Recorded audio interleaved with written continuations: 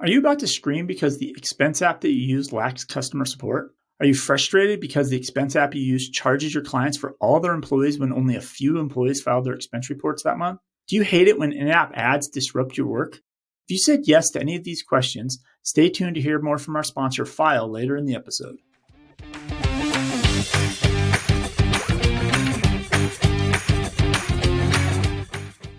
FreshBooks is actually kind of funny. The headline says accounting firm FreshBooks, which is really kind of strange. What publication was that? This was financialpost.com. Oh, that's great. I love it when they completely get it wrong, right? Like FreshBooks is an accounting firm. And there's nothing in the article to indicate that at all. So they just made up their own headline, apparently. But FreshBooks... That's it. The headline is... I'm sorry, David. We have to pause on this. Right. This is financialpost.com, like a legitimate news site. Their headline is accounting firm FreshBooks hits unicorn status. There's no better sign of the confusion right now between tech company and services business than that.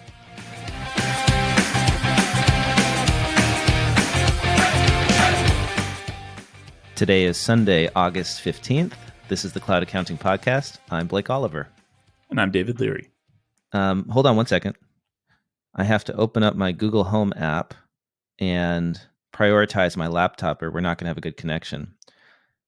I finally figured out what my issue is with Zoom. I've been having issues with my Zoom video conferencing for weeks now. Like your Zoom is bad and then... My connection is bad, but only... So I always feel like when I use Zoom, my connection's great for Zoom and everything else on my PC just goes to crap. Well, that's because I think like the Zoom app is bogging down your computer, which is one issue. But I have a computer that has just done fine with Zoom for a long time. And I have gigabit internet. I get 1,000 megabits per second at home, which is incredible. And I have a Google Home, what do you call it? Mesh network. So I have like a really decent mesh network and I'm getting like incredible speeds, hundreds of megabits per second. And I cannot figure out for the life of me over the last 2 weeks, why is my computer doing poorly on Zoom? My video is stuttering, my audio is not working, but only for the first few minutes. And I finally figured it out. What was it? So I looked at how many devices I have in my house that are connected to my router, and it hit 50. I think a lot of routers are not made to have that many devices connected at the same time. So what's happening is my router is cycling through devices. So it keeps them all connected, but then it disconnects them briefly. And that works for like your thermostat in your house, but it doesn't work for video conferencing. So I have to go into my router settings and prioritize my own laptop every single time. And it only lasts for 4 hours because I don't know why Google doesn't let you permanently prioritize a device or something. So anyway, now I have to order a new router that can handle 50 simultaneous connections because I have, and people ask, well, how the heck do you have that many devices? I'm addicted to the smart home thing. So I have the smart home light bulbs and motorized shades and, everything in my house can like connect to the internet pretty much. So, I mean, it doesn't take much. I mean, I don't have any of that smart home stuff. And, your printer, your scanner, you have a tablet and a phone and a computer, and then you have 5 people in the house. It starts to add up really quickly. And then, people are here and then, contractors come by, they got their computer in their truck and they got their cell phone. And so there's constant like devices on the network. If you're looking for a new router, the one I ordered is the upgrade pick recommended by the Wirecutter, the Asus RT-AX88U. I just installed Asus as well. Oh, all right. I did the smaller model, which is the dual band, because I have a Cat 5 through my whole house. So the backhaul is all on wire. Oh, I'm so jealous. And I didn't need the tri-band. I think I'm also going to have somebody come and wire my house for Ethernet up to the office. But I've just been putting that off because like when I moved in a year ago, it was impossible to get anyone out to do any of that kind of stuff because they're all busy, upgrading everybody else's houses for home. So the best thing about the Asus is like parent controls, all that kind of stuff, and the remote management on your cell phone is all built in. It's so much better than Netgear, and you don't have to pay another subscription fee. Like and then not only that, like now if I upgrade to the tri-band, these Asus terminals I have now will just work with the next generation of the Asus router stuff. Awesome. Yeah, you're gonna love it. It's great. Well, so that's a massive headache that has been solved for me. I also got to go out and see a movie for the first time in a year and a half. That was fun. In person, you went to like theater, popcorn, sat down at a movie theater, the local, in North Scottsdale. And it was great. And I think people are still, well, it was late on a Friday and, it's more of a family area. So there weren't like a ton of people in the theater, which was also nice because I felt, well, you know how I feel about the Delta variant and the risk once you're vaccinated of getting COVID. It's not that high, but still it's nice when you go to a theater and you have lots of space and you don't have to worry at all. So yeah, it was great. Went to see Free Guy, that Ryan Reynolds movie. It was okay. It was better than Ready Player One. As a video gamer, or at least somebody who used to play a lot of video games growing up, I like going to see these movies, but then the quality it's a mixed bag. So it wasn't a total waste of time. Let's just say that. I watched a movie last night, or actually half of it Friday night and half of it Saturday night. And I'm a little behind. If you're seeing new movies that come out of the theater, I just now watched Suicide Squad, which is I think from 2016. But tying it back to the show, you watch the movie and it's like executive producer Steve Mnuchin. I was like, that guy. What? Yeah. No way. Yeah. Like the same. Oh yeah. That's how he made most of his money. I think he made the vast majority of it. He was involved in, what's the one with the tails they plug into the trees, the blue people? Avatar? I think he has serious money. He was one of the big major producers of Avatar, I think. Oh wow. That's what he. Yeah.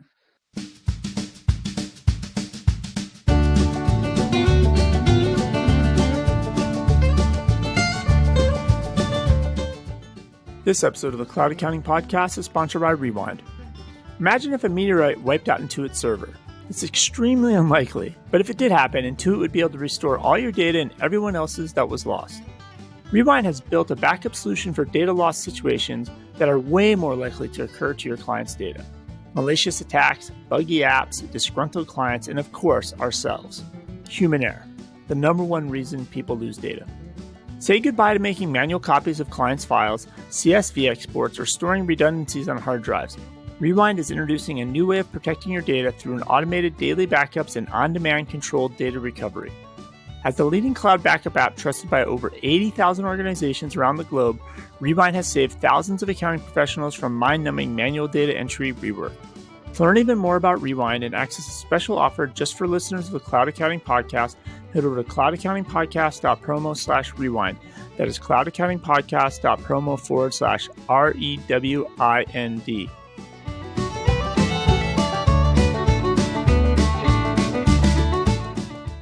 Well, you brought up tax, so maybe we should dig into it. All right, let's jump in. All right, so I've got some PPP updates. Let's just get it out of the way. Okay, so I was sitting on an AICPA town hall. They have these weekly, biweekly town halls, and they do a good job of updating us on where all these stimulus programs are. Here's where we stand with PPP forgiveness as of the end of July 30th. There were 11.5 million total PPP loans for $800 billion. 5 million applications have been filed for forgiveness, and almost all of those have been forgiven. The thing that is a little scary is that 6.5 million applications have not yet been received, and that's $330 billion. So smaller loans, 6.5 million of them still waiting to go. And some of these 2020 loans, are starting to come due, right? The payments are starting to be required. So yeah, my lender was all over me last week or the week before because apparently I had to turn mine in by Friday. They launched that new website. I was like, great, I'll go to that website, fill it out, boom, I'm done. Mm-hmm. Well, you can only go to that website and use it if the lender basically sends your loan numbers to the SBA first and says, these people are going to use this website to file their forgiveness. So I go to the website, I start filling it out, and they're like, oh, we're not doing that. So I still had to print the PDF. I just still had to do the PDF that they sent me and sent the PDF back to the lender. Then they send it to the SBA. So even though they have the new website, the workflow and the system is not optimized for the small business owner that wants to file forgiveness. Because the lender has to opt into that. Got it. And that explains, remember 2 weeks ago, we had the quote from the SBA, somebody at the SBA, and they said, hey, take this off your plate. Let us do everything. That's why they were encouraging the lenders to push people to this site, because apparently they're not just turning it on automatically. I have no idea. All I know is I could not use the new website for forgiveness, which explains why a lot of people are not going to. Filling out a PDF is just a pain in the ass, right? Yeah. Wants to do that. So, let's stay on our clients, right? Remind them, even if they did their own PPP loans, they're going to need our help, at least remembering to fill out these forgiveness applications. So that's one headache for preparers, tax preparers for accountants who have been helping with PPP. Thanks, Mnuchin. Yes, thank you. There was a survey in Accounting Today summarizing some of the headaches and trying to rank them. As we know, the last couple of tax seasons have been pretty brutal for CPAs, accountants, EAs. The National Association of Tax Professionals did a survey of more than 20,000 tax preparers before and after last tax season, comparing expectations of the upcoming season with how it actually went. And the big takeaway from this is that the most critical issues tax pros faced were related to fast changing tax laws and then the complexity of returns because of all these changes that were happening. So a lot of returns had to be filed and then refiled or amended because of all these last minute changes. Regarding staffing levels, 2/3 of firm owners had made no changes to their staffing levels in response to the stimulus. In hindsight, many of them would have hired more staff if they had known the complexities of the season. So before the tax season, only 9% of firms planned to increase their staff. After tax season, 25% said that they would have increased their staff if they could have. So but the other 75%, did they just kind of, hey, we had the perfect amount of staff, did not have an opinion on this? I think they were set up. Yeah. I mean, we know that, I can't remember the stat, but there were a good chunk of firms that did PPP and helped with stimulus, but then there were a whole bunch of firms that didn't do any of that. That's because they were just moving to, cloud-based servers. They were busy migrating to cloud hosting. Yeah. So like there's a big division in the community, in the accounting profession of firms that helped with coronavirus relief and those that didn't. And so if you didn't, it makes sense, right? Why would you need more staff? Not necessarily. If you did, you absolutely needed help. But those are the firms that are growing, right? Is the ones that help their clients with relief. It's the ones that are static, but that didn't. So I got some more news in the world of politics. Infrastructure bill passed the Senate. The $1 billion infrastructure package? It's trillion, right? 1.3 trillion or something? Trillion, yes. Billions. Billions don't even, that's a mistake now. Nobody even keeps track of billions anymore. So the infrastructure package got scaled down. It got bipartisan support in the Senate. And interestingly, the thing that got dropped from it that we're aware of is the IRS funding. The $80 billion for the IRS is not in the infrastructure bill that passed. I think the plan is to put it in this separate $3 trillion budget reconciliation bill that the House is going to pass. I guess they break it up this way so they can be somewhat bipartisan, right? Like we got bipartisan support on $1 trillion, and then we're not getting bipartisan support on the $3.5 trillion. So that's a separate bill. I don't really understand it. There's no way like any of these people are reading these bills. So the funding is not in there. What is in there that's interesting, and this is what actually caused a lot of debate in the final few days when they were trying to pass this in the Senate, is cryptocurrency rules that are going to affect us in the accounting profession in a significant way. To summarize what is happening, this is in the Senate bill. One provision is going to require that payments worth more than $10,000 be reported to the Internal Revenue Service. So, much like with fiat currency, if you transfer more than $10,000 bank to bank or whatever, they have to report that to the government, right? Informational reporting to make sure that people aren't laundering money, that taxes are being reported, all that stuff. That one's not that controversial because it's just taking something that we do currently with money, applying it to crypto. The second provision in the bill is the controversial one. It clarifies the definition of a broker for players in the cryptocurrency market. And the definition is very broad. And so there have been amendments that have been going back and forth to try and narrow this scope. I'll just read you what the definition is. So a cryptocurrency broker is, quote, any person who, for consideration, is responsible for regularly providing any service effectuating transfers of digital assets on behalf of another person, unquote.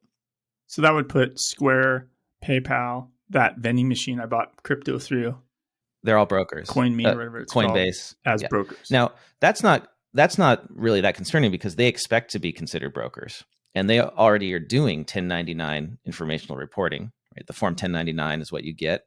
Coinbase already does it, for instance. But that definition is so broad that it might include software developers or Bitcoin miners even. Then the question is, well, how does somebody who's a software developer who's effectuating cryptocurrency transactions do a 1099, do informational reporting when they don't even know who the other party is because crypto is anonymous? So if you're a digital, you're just a wallet, but you're kind of just an app on just helping people manage their cryptocurrency balances. You're not actually moving the money per se. You're effectuating the transfer. You could right? possibly fall under this as a broker. Potentially, right? It's so broad that nobody's really sure what might fall into that. And so who drove this? Like obviously, like somebody's pushing for this. It's because this is one of the ways that they're going to raise the money for the infrastructure bill. It's estimated that this provision, this informational reporting provision, could raise $28 billion over a decade. $28 billion because a lot of people are evading their taxes with crypto. Since there's very little informational reporting that goes to the government, they don't know about it. How do they know to audit you? So Treasury is trying to quell fears about this, saying, oh, we're not going to regulate miners. We're not going to regulate software developers this way. This is really just for brokers. Do you really believe that? Does anyone really? They could go and make it broad if they wanted to. And that could actually like shut down crypto in the United States, potentially, right? Because if it's not anonymous, if you can't do the informational reporting, then you can't transfer crypto. What the government wants to do is in some ways antithetical to the whole idea of cryptocurrency being anonymous and open, and the anonymous part in particular. So that's interesting, right? That the infrastructure bill got stuck in the last few days because of basically 1099s. But like you said, they're rolling in the 80 billion for the IRS, right? Isn't that getting rolled into the bill as well? Well, no, it got stripped out of it. It got stripped out. Okay. Yeah. So basically going after cryptocurrency tax cheats is more popular than funding the IRS. Well, the thing, I guess my point of view, or maybe this is some people's, would be is like, what's the point of funding the IRS if they don't have the tools to go after this crypto assets? And they need both. Yeah, they need the informational reporting and they need more people to do it. Anyway, what does this actually mean for all of us in practice? It means that there's going to be a whole lot more 1099s, not until 2023, because that's when it goes into effect. So for tax year 2023, expect those of your client, probably some of your clients who have never told you about crypto will come to you with their 1099 and then they'll have to get all clean and caught up, right? Last one in the stimulus world or government world, a closing date has been set for the Shuttered Venue Operator Grant program. So this is the program for musical venues, theaters, that sort of thing. They are closing that down on August 20th. So that it will be on Friday. This episode will air before then. So I thought it was out of money already. Did I not remember this correctly? Actually, it's the opposite. This program has plenty of money left in it.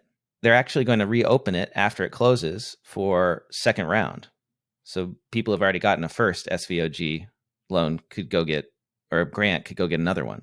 And these are really good. These are really good because they're not loans. They're just pure grants. You can get up to 45% of your gross earned revenue, up to a maximum of $10 million, directly filling in the revenue gap caused by these places being closed. And I imagine, like, I'm thinking, like, here, like the independent music theater here, they can use it obviously to pay for staff, but I mean, they could probably remodel and do a lot of projects they've been wanting to do. This is that, yeah. If they're getting $10 or $20 million, it's pretty major. Yeah, and I wonder why this program hasn't been completely used up, and I imagine it's because a lot of the venues just didn't even make it to the point where they could still be around to take these grants. Yeah, because they were the type of businesses that they had no choice. They could not go remote. I mean, they didn't get a benefit of COVID in any way, shape, or form. You couldn't use their venues. Yeah. And now it feels like, with starting to feel like the recommendations are you won't be able to use their venues anytime soon again. I know, right? And people are still, just based on my experience going out to the movies, people are still hesitant to go out. I mean, I think our theater was 10-20% full. So I don't know how they're paying the bills there. So some numbers for you. They've received nearly 15,900 applications for SVOG so far. That represents 12.3 billion in requested funding. There's still nearly 4 billion remaining in the program. So go get it. And that's all I've got for stimulus top news stuff. We can talk about apps. We can talk about remote work. I don't know. What's top of mind for you? I have one article that's not app news, which is interesting. We can chat through. Do you remember we had Kelly Richmond Pope on the podcast? We were at AICP Engage when we interviewed her. Yeah, a few years ago at this point. And she's a professor, I forget what university, but she made that documentary called All the Queen's Horses. And it was about that massive fraud in Dixon City, where essentially over a period of probably a decade, she took $45 million out of this teeny little city or county's budget. But, basically all fraud, right? And she bought all these award-winning quarter horses and et cetera, et cetera. So she had a sentence. She was sentenced in 2013 to 19 years and 7 months. And basically had if you serve 85% of the sentence, she'd have a release date of October 20th of 2029. She just got released on August 4th. How much of her sentence did she actually serve? So she wound up serving, if it was 2013 and she got out now, so she got released 8 years early. So she served half her sentence. Yeah, but nobody knows why. Or the city officials don't know why. They said it was she already petitioned for early release in April of 2020 due to her deteriorating quote unquote health condition. Just a small follow up on that, because I think it really affected the community because they couldn't fund things like fire department and police. It was a pretty major impact when somebody steals $45 million of the county or city's budget. Yeah. Wow. So there's that. I know it always disappoints me when I hear about people who commit these really horrific frauds and then they only serve a fraction of their sentence. And then they get out and they make hundreds of thousands of dollars going out and speaking at conferences. And is that really the right thing to do? That we want to financially reward these people? Like the Enron guy? I wouldn't be surprised if she shows up in the book and the conference tour. Yeah, that's true. I would not be surprised by that at all. But for any of you who haven't watched this, Google All the Queen's Horses and watch that documentary. I don't know where it's at, but you can watch it. And it's probably, maybe you have to pay to rent it, but it's like $3 or whatever, $4. It's worth watching. All the Queen's Horses, or go to kellyrichmondpope.com and you'll find her.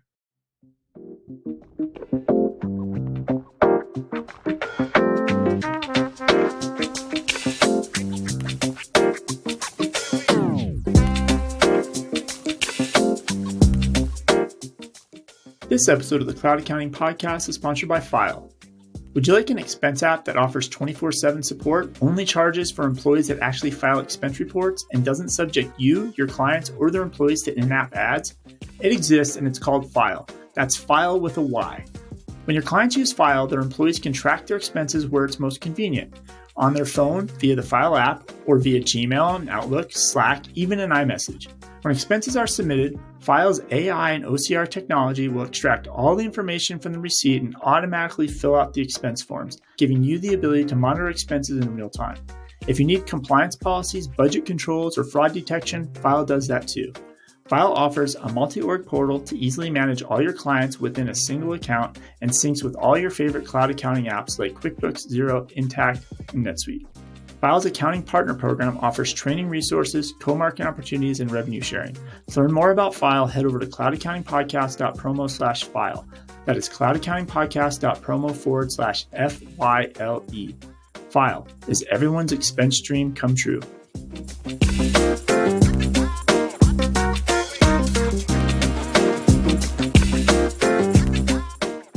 So then I had a great article on MIT Technology Review.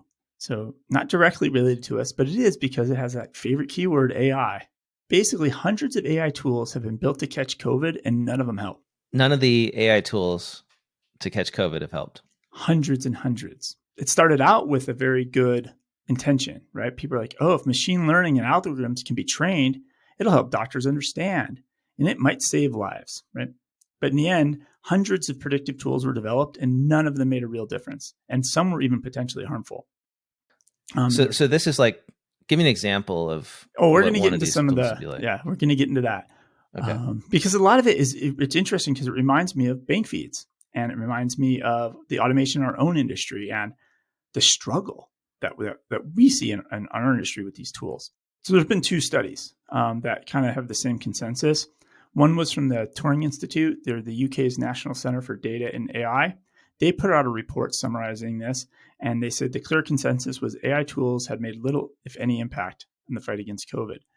And then there's a second study that was published in the review of the British Medical Journal. And they said that they looked at 232 algorithms for diagnosing patients, and they found that none of them were fit for clinical use, and just 2 have been singled out as possibly promising enough to test in the future. And so let's get into some specifics on what they kind of found. A lot of the times, the way they were trained or tested, it just set them up for failure. A lot of times they were designed inappropriately, where I guess with COVID, if patients are laying down or standing up, it can affect the results of the test, but they didn't know that. And so because they don't have the medical background, so they train these algorithms. They also train some algorithms. I'm trying to understand. So these are tech companies that have created diagnostic tools for... Yeah, so there are data sets out there. Okay. They actually refer to them as Frankenstein data sets. So they're spliced together, multiple sources. They have duplicates. They don't have the clinical background for this. What, like data of infections, or I'm trying to understand, what are they trying to figure out? So sometimes it's data from medical scans. Like they get there's a dump of medical scans. Sometimes there's data from the true PCR test. Sometimes it's just data from doctor's handwriting, right? Where it says COVID, reason for visit, COVID. And so they use these different data sets that are out there to train their algorithms. And what are the algorithms trying to figure out? Like, who has COVID and who doesn't? Who has, right? okay. And so they basically did a bunch of, they took some data where they had chest scans of children. And essentially, it never really figured out who the cases looked like, but what it did is it figured out how to figure out if it was a kid, not COVID. So it didn't really help. And then there's a thing about, because patients lying down were more likely to be seriously ill, the AI wrongly predicted serious COVID risk from people's positions. So because it didn't know that some of the scans were people were standing up versus lying down. And so it couldn't do it the correct way. Another one, which is really crazy, certain fonts that the hospital used to label the scans. So whatever the paperwork would print out and be scanned, the font was throwing off caseloads. So it's basically the AI taught itself, if it's this font, it must be COVID. Okay, so this is an example of just throwing data sets at AI and then asking the AI to come to some conclusion. And what you're saying is that the AI would come to ridiculous conclusions that a human would know better than to associate font with a diagnosis. Exactly. And so it's a double-edged sword here, right? Because a lot of the tools are they're developed by AI researchers who lack any medical expertise. Yeah. And then on the other side, the medical researchers, they lack any mathematical skills to compensate for the flaws of the AI researchers. So now I know why you brought this to the show, because you're going to compare the work that software developers in the accounting and tax profession are doing with, reality on the ground, right? Exactly. And a lot of this is, and they tie this back to, it's an old problem with research. Academic research have few career incentives to share work or validating the results. So there's no reward for pushing through that last mile, right? And they call it from lab bench to bedside. But for us, it goes to scan and receipt. This is what everybody, with all the automation we have, everybody gets to 90%. Nobody gets that last 10%. And some of it, I think it is expertise. Some of it's the data sets. There's a funny line in here. It talked about a lot of these models are trained on set of data X. Then when they go to test the model at the end, they give it the same data. So of course it passes because it was tested on the data it was trained on. So the whole thing I don't know, the whole thing's crazy for considering, I would argue these are possibly some of the smartest people in the world possibly working on this, right? They're AI researchers. And right, with no the medical amount of experience. Obvious stuff they miss and blow is just mind boggling to me. So this ties into app news. Absolutely. Let's jump in. So here's how this all relates to news in our profession. So you're talking about AI researchers building technology. They're not medical professionals. And so they end up building tools that don't work, that probably if they had some experience in medicine, they would realize they're not going to work. Hubris, right? It's sort of this hubris that software and AI and machine learning can do anything. we kind of have that in our own profession, right? Like you said, we'll get software developers who have no experience in accounting coming into the profession trying to tell us how to run our businesses. The thing that I remember from 10 years ago was all these developers coming in and telling accounting firms, here's practice management software that doesn't have time tracking in it. But they didn't actually implement another alternative to time tracking in the software. They just said, you can drop it with this. And then, of course, that didn't work. And then they had to go and add time tracking because that's how people manage their businesses right now. Although maybe that's a terrible analogy because I'm not a big fan of time tracking. But if you're not going to do time tracking, you have to do something else, right? So it's an example of the hubris of developers in many cases. Well, I mean, have you right? ever, I mean, I think you use HubDoc. I think I've used AutoEntry. And I've used other tools that are out there. You'll get a bill in email. You'll forward the bill to one of these packages. They'll do the AI, and then it puts your name in as the vendor. Yeah. Oh, yeah. Because you forgot to delete your email signature off the forward when you sent it, right? Like, it's just like, this is just where we're at. And like you said, if you only solve up to 80 or 90%, the edge cases end up making your product much less efficient and not as desirable. But you have to solve those cases. So here's an example of Xero using AI ML. So they are finally, after years, redoing bank reconciliations in Xero. Like the screen, when I log in, now has a different look. In a blog post, they recently described how with this new bank rec, they are going to be doing what QuickBooks has been doing for a little while, I believe, which is suggesting vendor names and coding for transactions that you've never coded before in your own file. Okay, this is good because when I read this blog post, it's nice because they covered the historic from what year did they say that started this? 15 years ago. So they kind of cover their whole journey on this. And I was reading it and I was like, wait a second, QBO's been doing this. Like, I want to make sure I wasn't missing this or making a false assumption in my brain, but you just kind of confirmed some of the stuff has already been done by QuickBooks before. Correct. Now it's going to be doing something similar, right? Using the full data set of all the transactions across Xero accounts. Some sort of AI is going to suggest the coding to you. But that could be good or bad, right? Depending on how accurate it is. And so it's all about the implementation. Well, it's not the implementation. It's about the data.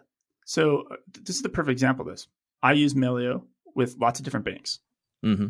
And Melio, the data it passes to the bank is all the same. But then the bank does whatever they do and the bank creates a bank feed. So by the time the data comes in the bank feed, so I could send the same transaction. I send you $1 through Melio and I could put it 3 times, put it in, boom, boom, boom, 3 different banks. It sends it up. It comes down the bank feed. All 3 times it comes down the bank feed is different. The banks don't deliver it properly in all 3 banks. And sometimes it's dumb stuff where it's just a space. So the vendor name is connected to the end of another word. So there's no space. So then Xero and QuickBooks have no hope of parsing that correctly. Right? The data set that's passed to the AI right. has to be decent or else they just can't do it. Yeah, that's a good point. One of the other things that I've been wishing that Xero would do is allow us to reconcile more than just a bank account because they have this tech in there and it only works on the bank accounts. But like, why can't I reconcile a current asset account or a loan account in Xero without turning it into a bank account? Like that would be really cool. Like that kind of thinking. I don't know. Maybe if you're a developer, it never occurs to you that you might want to be able to do that in the software. More updates from Xero. They are partnering with Revolut, a fintech bank, or what do we call them? Neobanks. Revolut's a neobank that's big in Europe. They're also here in the US. Xero is partnering with them in the UK. And we say big, like they are big, like what a $38 billion valuation now or some ridiculous thing. Of course, yes. So big. And not with only 100 clients, with like hundreds of thousands, right? Unlike some of these accounting firm startups. What is interesting about this partnership, it's only in the UK, so sorry, everyone in the US, but maybe we'll get something like this. What's interesting is that the integration is going to allow users to provision credit cards or expense cards for their employees in Revolut. The employees can then they can attach receipts and categorize the expenses in Revolut and then sync those back fully reconciled into Xero. So I think this is really interesting, is this idea of being able to have your employees code transactions not in Xero. So you don't have to give them access to the accounting system. They're doing it in Revolut, coding the transactions from their individual card, And then all of that gets synced into Xero pre-reconciled. So that would be something that like all the neobanks should be doing. It would save us a ton of time as accountants, is get our clients to code their own transactions. And this goes back to the apps, right? And developers making choices. And I look at a lot of the expense tracking apps. Take a photo of the receipt. You want to track it.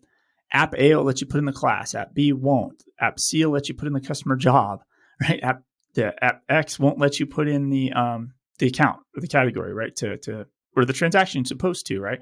Every single one of them has different fields it lets on their little mobile app. So the employees can't really do it. It really has to be all the fields need to be there. Let your employees code that up and then pass it through. But again, it's decisions being made without a lack of understanding of kind of the real world use case.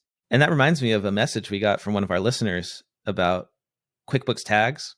So after Ted Callahan came on the show and was talking about tags, we got a listener messaging us, and I forget who it was, who said, tell Ted that tags are great, but it's kind of useless if they are not accessible via the API. And that's exactly one of those kind of things where, okay, you've got this new feature, but if it's not exposed so through integrations, it's not really useful to me. Yeah, because I think tags is actually genius. And this is where you make tags available in the API. You only present that as an option to your end user employees, the tags. They tag it with 2 or 3 things. And then in theory, you could make rules in QBO. If it's tagged with this and this, code it to here. So I get it. Right? Like, because the tags are, I actually think it's one of the smartest things being added, and it's completely underutilized. And without APIs, it'll never really get maximized. I totally agree with that. The caller text message or tweet, whatever we got with that statement. LinkedIn message. Yeah, that's a really interesting idea. Like, use the tags as your employee facing coding mechanism and then keep the chart of accounts for accounting purposes. I like that. Well, the really big news this past week was Gusto raised a bunch more money. They raised $175 million. And this is their Series E, right? So they're getting very close to the next step. Is basically IPO. $9.5 billion valuation. The round was led by T. Rowe Price. And Axios says, why does it matter? There is no better sign of a labor market roaring back than demand for payroll software. So Gusto has really been riding this rebound in the economy with all these small businesses starting. It's their perfect niche, is the sub 100 employee companies that are coming back. And they've been doing a great job, like with all the stimulus tools. You can actually like do an employee retention credit right inside of Gusto. Like that. That's pretty neat. And it feels like they're moving from startup to traditional company, if that makes any sense. If you look at all the investors, it's like Franklin Templeton. It's not the typical startup early risk guys, right? It's just people that want on the resume to be able to say, hey, we invested in Gusto pre-IPO. Yep. And then if you look at the 2 people they've added to their board, it's people like with experience. They were on the Kraft Heinz company board of trustees at Fidelity. This person was the CIO of the New York State Common Retirement Fund. So just they're shifting from this like, hey, we're a startup, grow at all costs, to like, you could clearly see the beds being made for a true IPO.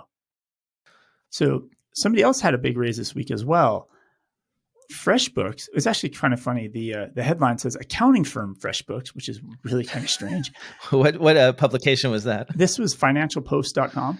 Oh, that's great. I love it when they completely get it wrong, right? Like FreshBooks is an accounting firm. And there's nothing in the article to like indicate that at all. So they just made up their own headline apparently.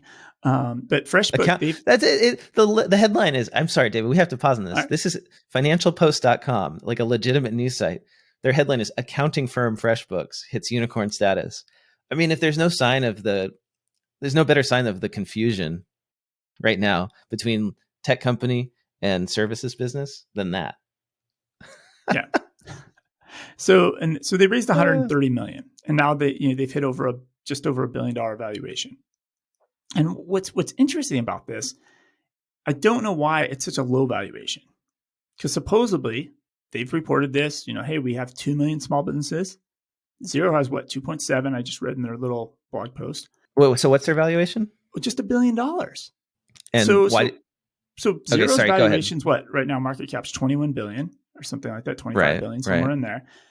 I don't understand why their valuation is so small.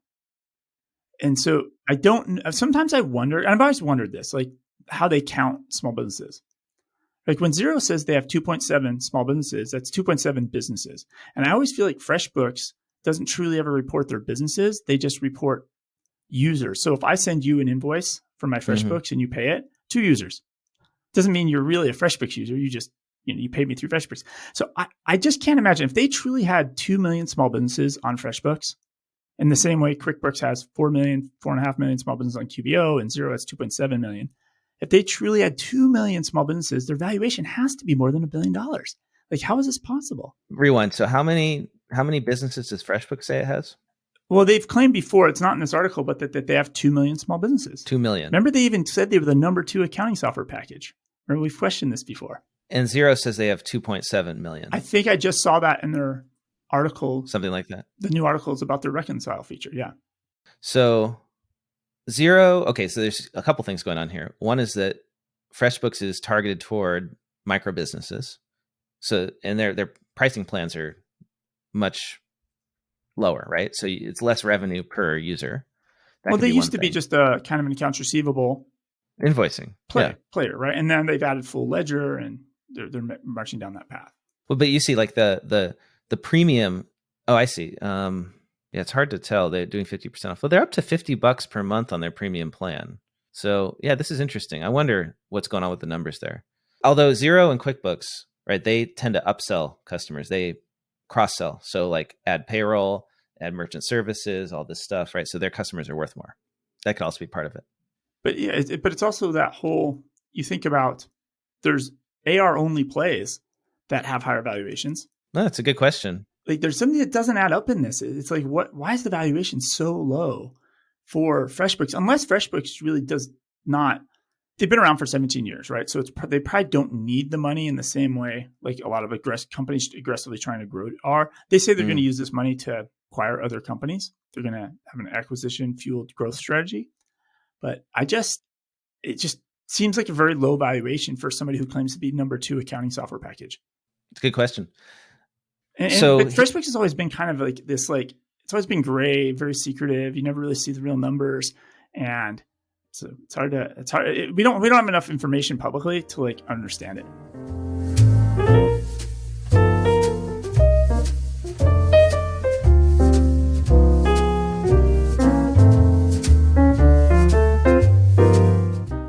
This episode of the Cloud Accounting Podcast is sponsored by AFO Wealth Management.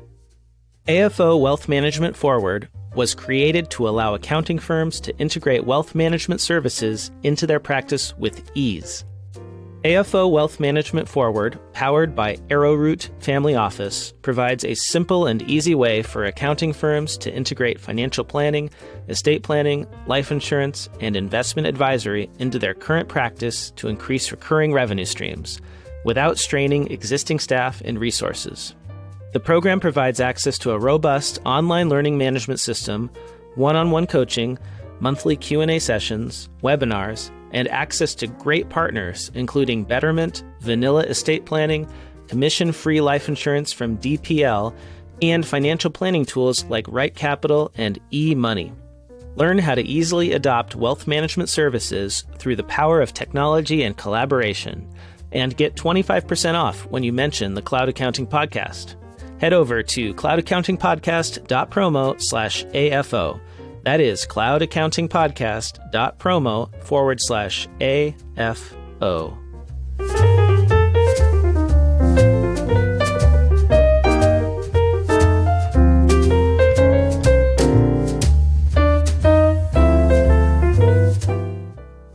One more funding announcement. Lockstep, which makes quote unquote connected accounting software, has raised $2.5 million from Amex Ventures, closing out a $13 million Series A funding round. In total, they've raised $17 million.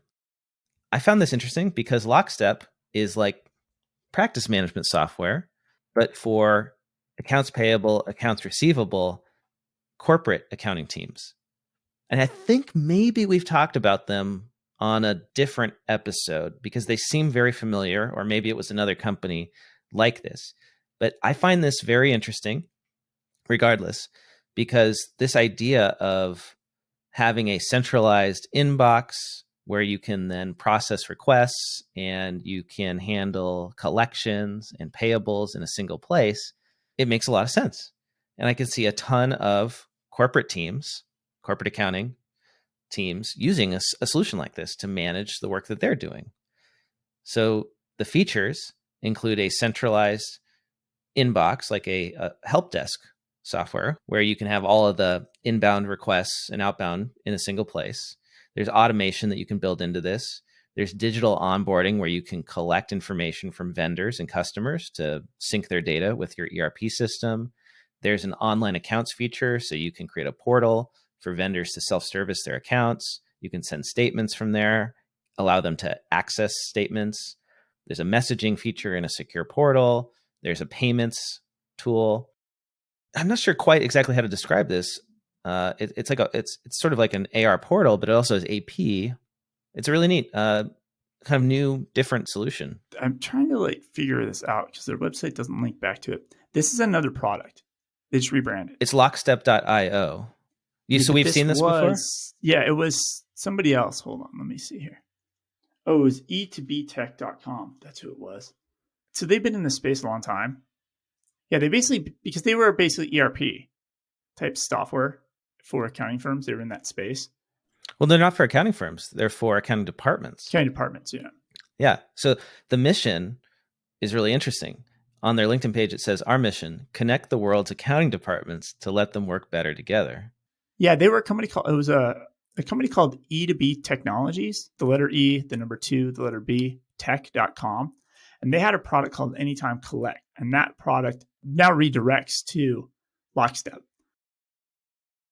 New IRS tax collection notices are going out with a QR code. QR codes are taking over the world, David. Remember when I first ventured out after my vaccination, and I went to a restaurant? Yes. And I saw the QR code and I scanned it with my phone and I paid on my phone and I thought, wow, technological advances, a 20-year-old technology finally getting used, QR codes. Well, the IRS has embraced QR codes. They're adding it to certain types of tax due notices. The notices where you're going to see these now is balance due notice, overdue taxes or tax return notice, individual balance due, first and second notices, intent to levy. All of these collections notices basically are going out with these, and it will allow your clients to scan it with their phone so they can go into a portal and see what they owe and pay it right there. They don't have to call in order to resolve their issues. So I have a couple other players trying to get into the bookkeeping space. ZenBusiness. This is one of those, will be your register for your business, right? We're going to file your incorporation stuff. We'll help you establish all your business IDs, et cetera. So one of those types of incorporating business services. They now have, they purchased another company called Joust in July of 2020. And now they've relaunched a new product called ZenBusiness Money. So this is an all-inclusive payments and invoicing app. So it's basically kind of like a merchant services, more of a play, but you can actually send out your invoices from it as well. And interesting quote I thought from their founder was in here about how, previously aspiring small business owners would need to spend precious time doing research, finding the right accountant, choosing a bank service to their financial needs before they'd even start thinking about selling their product or service. Now they can set this all up for free and focus on time to get their first dollar. So it's interesting how they're positioning this as it's a replacement for a lot of things, possibly even in your accountant. Now, I did go on their website and really try to dig in. They don't offer any accounting services, or anything like that, but maybe they're on that march next. So this is zenbusiness.com. Okay, so that's interesting. So it's a formation company. They set up your company, but then they also give you software, payment software and invoicing software, and a dashboard to manage invoices, payments, and clients. But this is what you've been saying. There's no reason. Avalara is starting to head down this path, but there's no reason when you sign up for QuickBooks or you sign up for Xero that this should not be the other direction. Those companies should be getting into this company's business. Interesting. So yeah, it's just weird because usually that's always been separate. The formation services have their fee, and then you go and buy accounting software. But now you have a formation company that's going to give you accounting software, at least something to get started. Okay, and then they bill it annually. So it's a recurring revenue stream. So like their most popular plan, the Pro plan, $199 billed annually plus state fee, expedited filing service, annual reporting, operating agreement, template, employer ID number. And they can include this in that fee because they're going to get merchant fees from this. They're not giving you they're going to get the merchant fee. Right. On the service. Oh, and you can add a website. You can add a domain name. Interesting. And then they give you the software to get paid, right? Yeah, and they're getting a cut of all of your merchant services. So this is sort of like the equivalent of something analogous is banks that then give you accounting software. Yes, which is the next article. How convenient for you to say something like that. We didn't plan this. Okay. So US Bank is going to buy, you've probably seen them at conferences. They've been at the QuickBooks Connects before, Bento for Business. And it was basically, think about Expensify, but if it was a debit card. So you prepay, it's a prepaid expense card. So you budget $200 on your expenses, you transfer it to Bento for Business, you give your employees their credit cards, and they go and spend, and it goes through an app and tracks and syncs back to QuickBooks. So US Bank purchased this fintech company because they want to offer their customers services like this. So they want to offer the accounts payable side and track expenses, but then they also they have their own version, something called Elavon, Elavon, and then apparently they also bought a product called Talech, Talech. US Bank bought all these. They bought these because now they want to offer accounts. So they bought Bento to offer the accounts payable side, but they already purchased 2 other companies to offer accounts receivable. So again, this march of the banks trying to become the GLs, right? To keep everybody at their site. I could see them doing the single entry thing, the expense management, the coding, all the AP, AR. I mean, that's ideal, right? Why wouldn't you want that where your money is? You have a bank that can do everything. I mean, the problem is making it all work seamlessly is the challenge. But if somebody can do it, they could win. Although then there's also the issue of if you're a bank, one of the biggest problems is that once people are with another bank, it's really hard to get them to switch because it's so painful to change your account numbers, your routing numbers. Nobody ever wants to do it. So that's the advantage that the bring your own bank solutions have.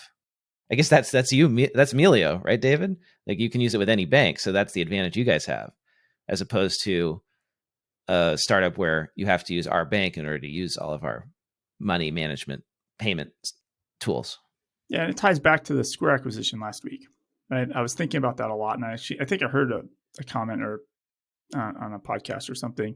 But a lot of this play is Square and these companies, like they don't even want to partner with banks anymore. They just want to bypass them entirely. So now, if you offer buy now, pay later, you can offer that as a service and completely bypass traditional lending facilities of the banks. No credit cards. Like this is just a continual march to take the bank 100% out of the picture in the relationship with the consumer.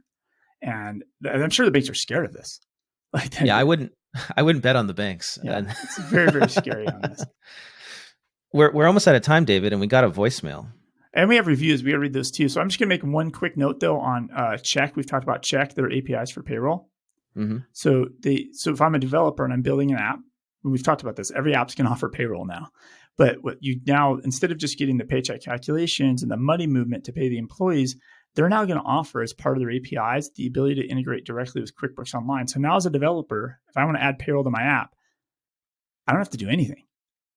It's all out of the box for me, even syncing to QuickBooks the payroll transactions. So I just thought that was like one of the smartest moves I've seen a company make from an API level in our space. All right, let's read the reviews. Oh, wow, we got a bunch of reviews. We got 4 reviews this week. 2 on Apple Podcast and 2 on Podchaser. Let's take turns. All right. All in, 5 stars. Hey, Blake and David, congratulations on the great podcast. You have become my go-to source of current events in the accounting world. Can't wait for next week and the week after that, and after that too. That is from C. Bordeaux via Apple Podcasts. Thank you. And we have another one from Apple Podcasts. This is a 5-star review. Better than any mass market publication. CAP is real, quote unquote, on the streets report of what's going on in accounting. And this is from Amanda from NOLA on Apple Podcasts. Thank you, Amanda. Rachel on Podchaser said, great podcast to keep up to date on accounting news. Fun and interesting. Wish they did more episodes. And last one is, so this is Eddie Valls. As an owner of a modern accounting firm, the Cloud Accounting Podcast is a weekly staple to stay up on the fintech news and developments in the accounting industry. I don't miss an episode. Eddie from Wellness FI. Wellness FI. Thank you, Eddie. And thank you, Amanda. Thank you, Rachel. Thank you, C. Bordeaux. Really appreciate all those reviews. If you want to write a review, you can do that on Apple Podcasts, or you can go to Podchaser. We really appreciate them. They're one of the number one things that helps us move up in the rankings and get visibility to more accountants. We've been doing really well on that recently. I think we're at number 11 business news all time on Apple Podcast. Almost a top 10 business news all time podcast. It was just amazing. It's almost weird to say it. And we also have a voicemail number. If you want to give us a call, you can leave us a voicemail, 202-695-1040, 202-695-1040. And we got one this week, so I'm going to go ahead and play that once I can find it. Here we go. All right, I'll try to keep this brief. Happy birthday, Blake. Thank you for what you guys do every week. I appreciate all the good advice and tips. So far on my little board, I've got Earth Class Mail that I need to do. I got Greenback. That is something I've been meaning to do for a while. And Choice. I didn't see any show notes on Choice, so I'm going to ding you for that one. And then any listener should listen to the Sons of CPAs podcast. I think you guys might like that too, if you choose to leave this in or not. This is the co-creator of that podcast, Scott Serrano from Raleigh, North Carolina. I am not in my car. I am actually walking, but I'm on my commute. I took your heed to call during my commute. Lastly, I think speaking on Slack and email to both of you here, Mr. Leary, you said you prefer email over Slack. I beg to differ. In a work environment, I think email will drown you just as much as Slack, but that could be a conversation for another day. Cheers, guys. Keep doing the good work. That was Scott Scarano. Thank you so much, Scott. Appreciate the kind words. He has his own podcast, Sons of CPAs. We'll have to check it out. Oh, and I know he said it was your birthday? It was my birthday, yes. Oh, I'm the worst co-host ever. Jesus. I was one more thing I was going to say, and it is now out of my head. I think because we're out of time. So, David, if folks want to get in touch with you, how can they do that? I'm on all the socials, just at David Leary. If you're going to use LinkedIn, say, I'm not a bot. I am at Blake T. Oliver. David, see you next week. Yep.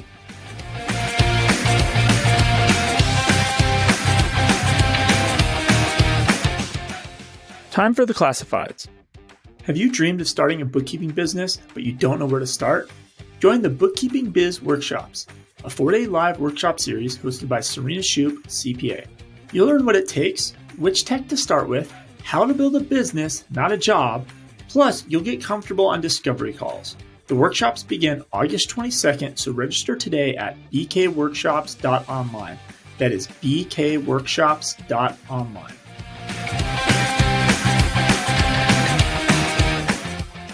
If you're looking to fast-track a scalable 7-figure accounting firm that doesn't drive you into the ground, check out Ryan Lazanis' online coaching membership, Future Firm Accelerate. Designed around Ryan's experience taking his cloud firm from scratch to sale so that you don't have to reinvent the wheel. You'll get online learning and topics that help you automate and systemize all aspects of your firm. You'll get coaching when you need help with implementation. And you'll also join a collaborative community of hundreds of other forward-thinking firm owners. For more details, head over to www.futurefirmaccelerate.com. That is www.futurefirmaccelerate.com.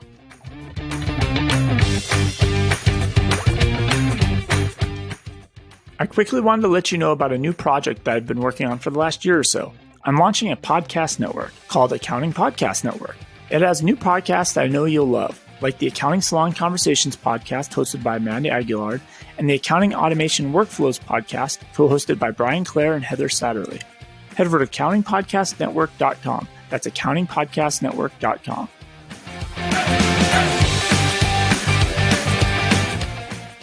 Want to get the word out about your newsletter, webinar, party, Facebook group, podcast, ebook, job posting, or that fancy Excel macro you just created? Why not let the listeners of the Cloud Accounting Podcast know by running a classified ad? Hit the show notes for the link to get more info.